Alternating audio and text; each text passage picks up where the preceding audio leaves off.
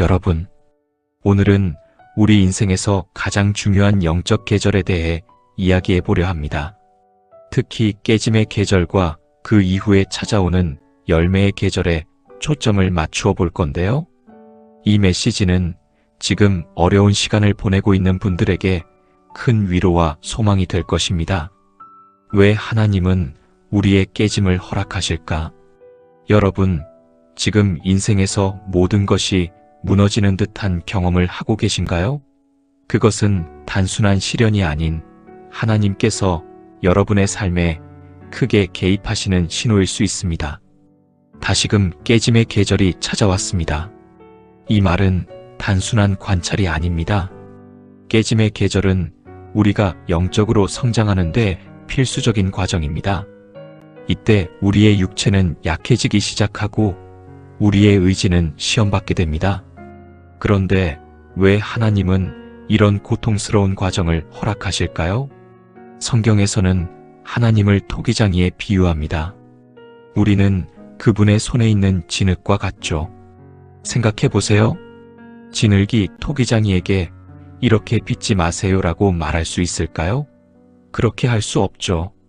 우리 삶에서 무엇을 남기고 무엇을 제거할지 결정하는 분은 하나님이십니다. 우리는 종종 우리 안에 있는 고집스러운 부분들, 심지어 우리가 자랑스럽게 여기는 부분들을 붙들고 있으려 합니다. 이게 나야, 이게 내 모습이야. 이렇게 말하며 우리의 성격, 습관, 가치관을 정당화하려 합니다. 하지만 하나님께서는 이 모든 것들을 들여다보시고 때로는 우리의 일부가 되어버린 그것들을 깨트리시려 합니다. 여러분, 여기서 중요한 점을 짚고 넘어가야 합니다. 하나님의 깨짐은 우리를 손상시키는 것이 아닙니다. 그것은 우리를 더 온전하게 만드는 과정입니다. 이것은 마치 다이아몬드가 만들어지는 과정과 같습니다. 다이아몬드는 엄청난 압력과 열을 통해 탄소에서 변형됩니다. 그 과정은 길고 고통스럽지만 결과는 빛나는 보석입니다. C.S. 루이스는 이렇게 말했습니다. 하나님은 우리의 기쁨 속에서 속삭이고 우리의 양심 속에서 말씀하시며 우리의 고통 속에서 외치신다.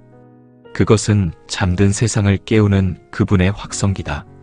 우리가 깨짐의 계절에 있을 때 하나님의 음성에 더 민감해질 수 있습니다.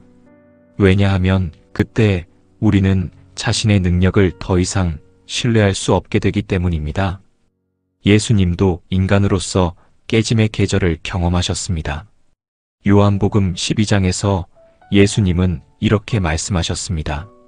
진실로 진실로 너희에게 이르노니 한 알의 밀이 땅에 떨어져 죽지 아니하면 한 알 그대로 있고 죽으면 많은 열매를 맺느니라. 예수님은 십자가 사건 직전에 이렇게 기도하셨습니다. 지금 내 마음이 괴로우니 무슨 말을 하리요?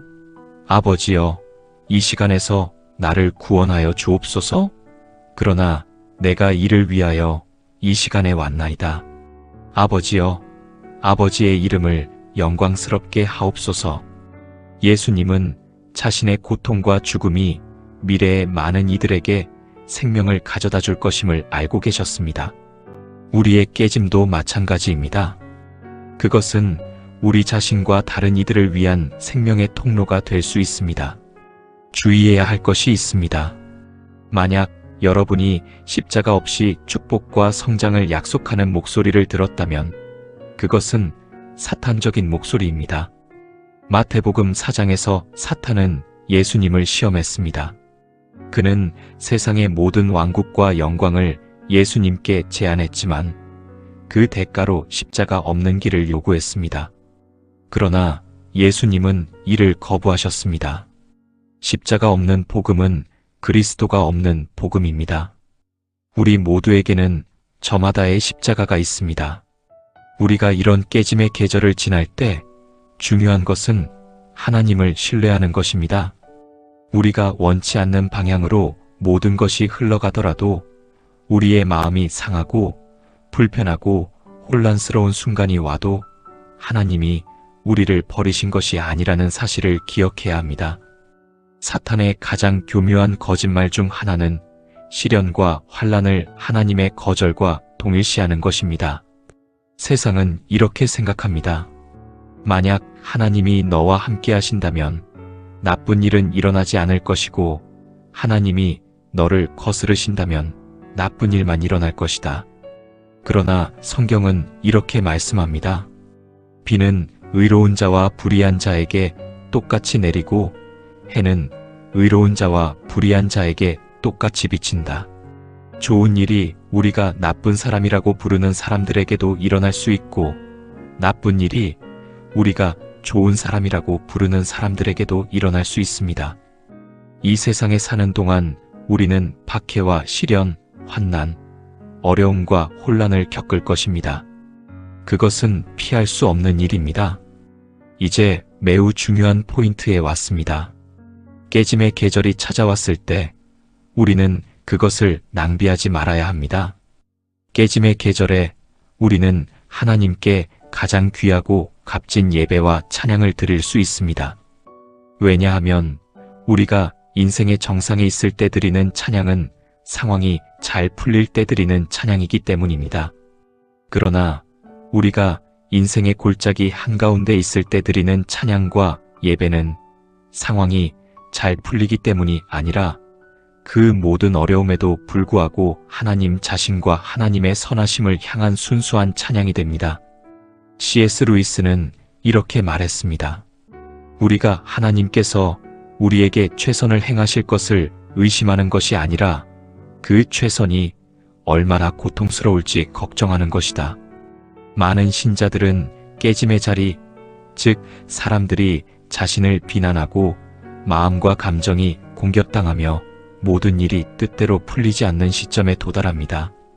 그럴 때 여러분은 어떻게 반응하십니까?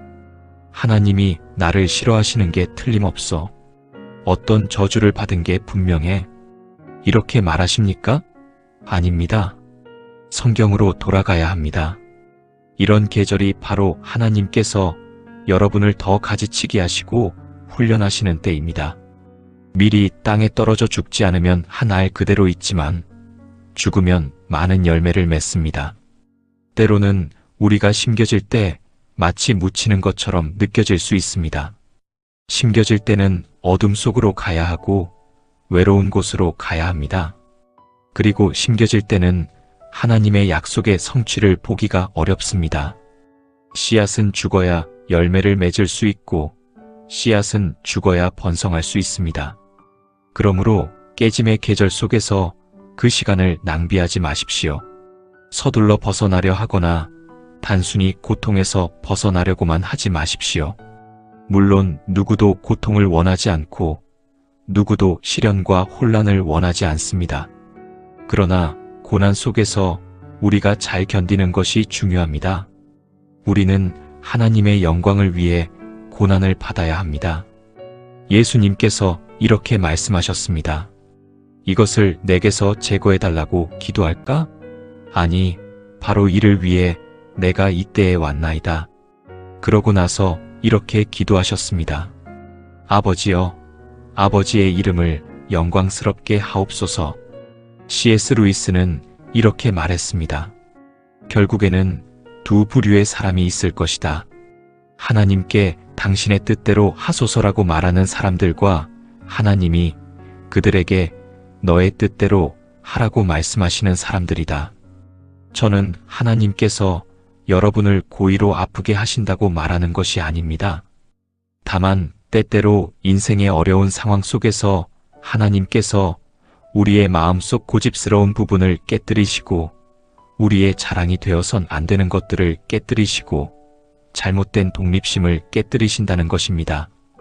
독립심은 어느 정도 필요하지만 우리가 하나님 없이도 괜찮다고 여기는 그 잘못된 독립심은 깨어져야 합니다.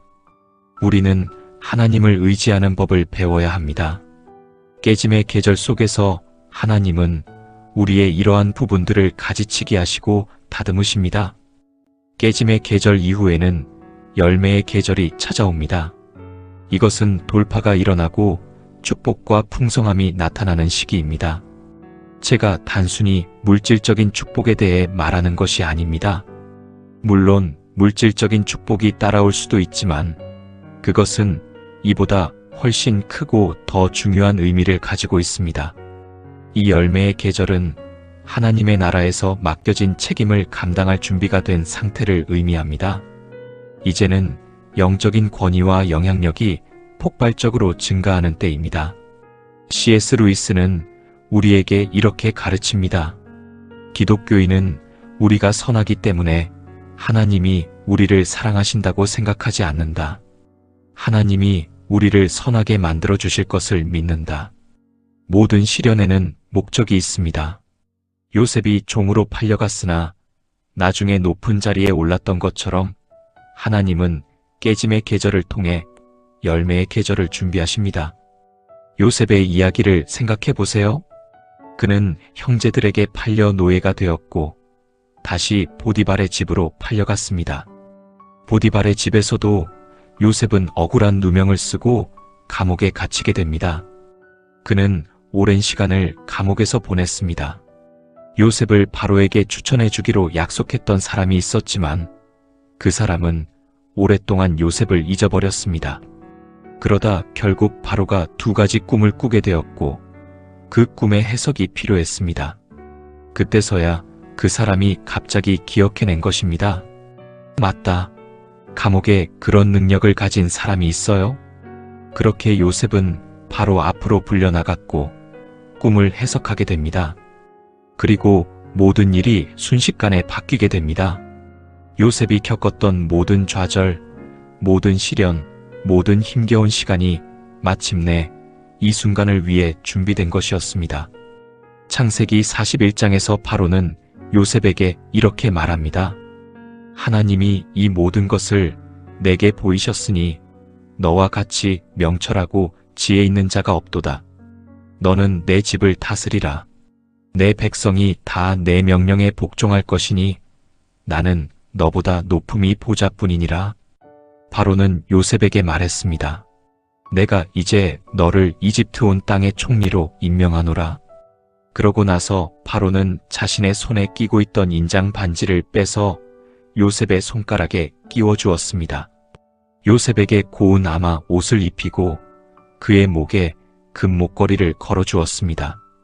또한 요셉을 자신의 두 번째 권위를 가진 자에게 주어진 전용 마차에 태워 그 지역을 순회하게 했습니다. 요셉이 지나가는 곳마다 무릎을 꿇어라라는 명령이 외쳐졌습니다. 바로는 요셉을 이집트 전역의 총책임자로 임명했습니다. 바로는 요셉에게 말했습니다. 내가 바로다. 그러나 이집트 온 땅에서 내 허락 없이는 아무도 손이나 발을 들지 못하리라. 이처럼 우리는 요셉의 삶에서 갑작스러운 열매의 계절이 찾아오는 모습을 보게 됩니다. 그러나 여기서 중요한 것은 하나님께서 요셉에게 주신 능력과 은혜는 요셉 자신을 위한 것이 아니었다는 점입니다. 그것은 이스라엘 민족을 보존하기 위한 것이었습니다. 그것은 하나님의 언약을 이루기 위한 것이었으며 하나님께서 요셉의 조상들에게 하신 약속을 궁극적으로 성취하기 위한 것이었습니다. 결국 요셉이 이 특별한 은혜의 위치에 오르게 된 것은 자신의 가족, 즉 나중에 이스라엘 민족이 될 가족을 돕기 위함이었습니다. 이를 통해 우리는 하나님의 열매의 계절이 단순히 우리 자신을 위한 것이 아님을 깨닫게 됩니다. 그것은 우리의 이름을 높이거나 우리를 축복하기 위한 것이 아닙니다. 물론 이런 책임을 맡게 되면서 부수적인 축복이 따라올 수 있지만 그것이 핵심은 아닙니다. 그것은 다른 사람들을 섬기고 돕기 위해 주어진 것입니다. C.S. 루이스도 이와 같은 뜻을 반영하며 말했습니다. 하늘을 목표로 하면 땅도 함께 얻을 것이요. 땅만 목표로 하면 아무것도 얻지 못할 것이다. 열매 맺음은 개인적인 성취에 대한 보상이 아니라 더 높은 목적을 섬기기 위한 부르심입니다. 요셉처럼 숨겨지고 잊혀진 것 같은 시기를 보낼 때가 있습니다. 감옥에 갇힌 것 같은 기분이 들 때도 있습니다. 그러나 C.S. 루이스는 이런 상황에 대해 이렇게 말했습니다. 우리가 한 가지 축복을 잃으면 또 다른 축복이 가장 뜻밖의 모습으로 주어지는 경우가 많다. 우리가 손실이나 지연이라고 여기는 것들이 종종 하나님의 다음 목적을 위한 준비 과정일 수 있습니다. 하나님께서 여러분을 열매의 계절로 인도하시는 이유는 여러분 자신만을 위한 것이 아닙니다. 그것은 여러분이 축복이 되게 하려는 것입니다. 하나님은 우리를 단순히 축복하시기 위해서가 아니라 우리가 다른 사람들에게 축복이 되게 하시기 위해 축복하십니다. C.S. 루이스는 이를 간결하게 표현했습니다. 기독교가 될 수 없는 유일한 것은 그저 적당히 중요한 것이 되는 것이다. 우리는 온전한 헌신의 삶으로 부르심을 받았습니다. 깨짐의 골짜기, 열매의 산꼭대기, 모든 계절 속에서 하나님을 신뢰하며 살아야 합니다. 깨짐의 계절을 낭비하지 마십시오. 루이스는 이렇게 말했습니다. 고통은 반드시 주의를 끌게 한다. 하나님은 우리의 기쁨 속에서 속삭이고 우리의 양심 속에서 말씀하시며 우리의 고통 속에서 외치신다. 우리가 모든 희망이 사라진 것 같은 이 고통스러운 계절이 우리를 가장 크게 변화시키는 시기입니다. 그것은 우리를 다듬고 가지치게 하며 하나님께서 우리를 만들어 가시는 과정입니다. 여러분은 지금 어떤 계절에 있습니까? 여러분은 지금 어떤 계절에 있다고 느끼십니까? 이 계절들 중 몇 가지가 섞여 있는 상태인가요? 아니면 아주 명확한 특정 계절에 계신가요? 아버지, 성령님께서 우리의 모든 계절 속에서 우리를 인도해 주심을 감사합니다. 사랑하는 주님, 우리가 어떤 상황에 있든지 예수님을 중심에 두고 주님을 잘 섬길 수 있도록 도와주소서. 예수님의 이름으로 기도합니다. 아멘.